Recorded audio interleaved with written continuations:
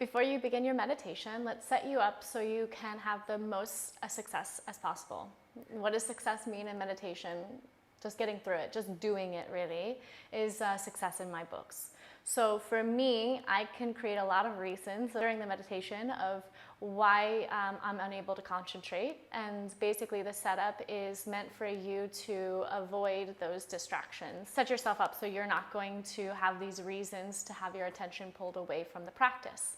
It still might happen, and if that happens, it's okay. We accept whatever comes up. We might feel frustrated or annoyed if people in the house are making noise or if something happens, and that's okay. It's part of the practice, so don't feel any judgment towards yourself or towards any people or any ill wishes. Some ways that you can set yourself up to have the most fruitful practice possible is to look around your environment and prepare the space. So that might mean turning lights off. For me, I'm very light sensitive, so I like to have it in a kind of dark room. You can maybe close windows if there's a lot of outside noise. You might turn off an air conditioner, or you might move into a room that doesn't have a ticking of a clock. Kind of look around and take a moment and pause and think about what are the distractions. You might adjust a fan or the heating or cooling element in your room. And then turn off any devices. You turn your phone to airplane mode, and then kindly ask anyone in your house to give you whatever the time frame you need today, 5, 10, 15 minutes, just to have this moment to yourself, if that's possible. Once you have done these things, go ahead and we're gonna move to find our comfortable seat. There are multiple ways you can get seated, and everyone's going to find something that works for you. So maybe today in your practice you try one posture, and if it's not suiting you, you can try a different one tomorrow. I'm going to give you 3 different variations to work with to see which seat is most comfortable for you. So I'm going to go ahead and show you those 3 different postures. If you find something else that works for you, then go ahead and do that. This is just about finding the most comfortable position so that you can take a few moments and get your attention focused on one thing and try to keep that train of thought on that meditation. So again, no judgment, whatever comes up, let it happen, and then we'll just see how it progresses throughout the months. So a traditional meditative seat is on a chair. Scoot yourself forward so your bum is at the edge of the chair, but you're well supported. If you'd like, you can have a cushion. You don't need to pay a lot of money for a meditation cushion. You can just use a pillow. Sometimes having that pillow to lift your hips up a little higher feels nice. So the hips being higher than the knees for most people allows them to relax a little bit more. So I might even go ahead and fold this over just to give me a little bit more height, and that gives me something soft to sit on.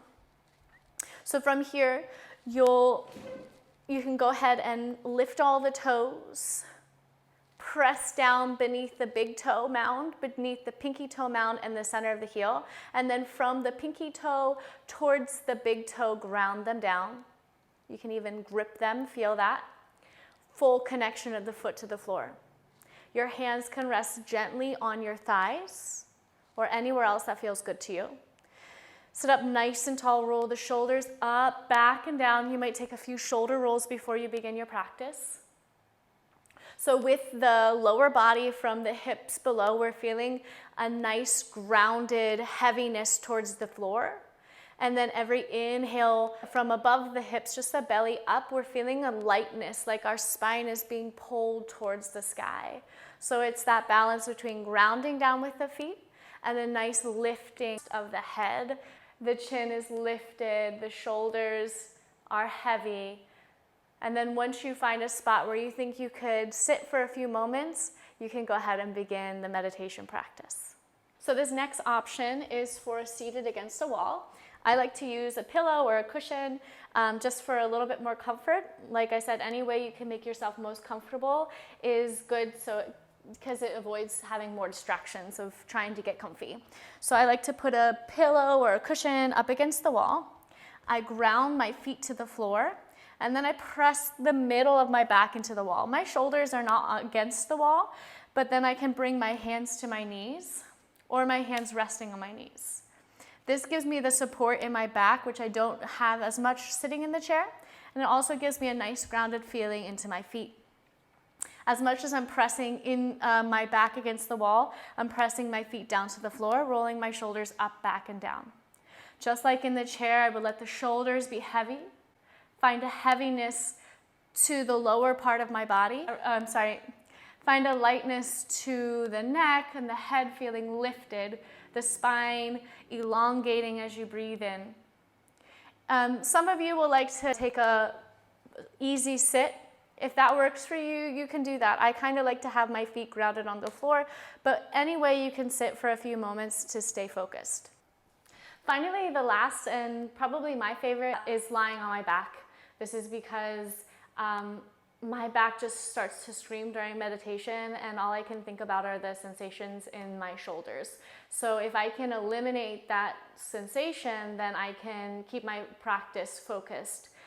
So this is a way I really like to practice, but I don't always do it this way, but this is a really nice way, especially if you're starting out your practice. It's a supported bridge pose.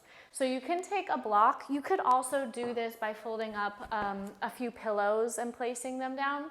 If you have a block at home, take the block, and you'll bring your sacrum. So that's the spot, the triangle bone at the bottom of your spine. The sacrum comes to the block, and you'll slowly lower yourself down.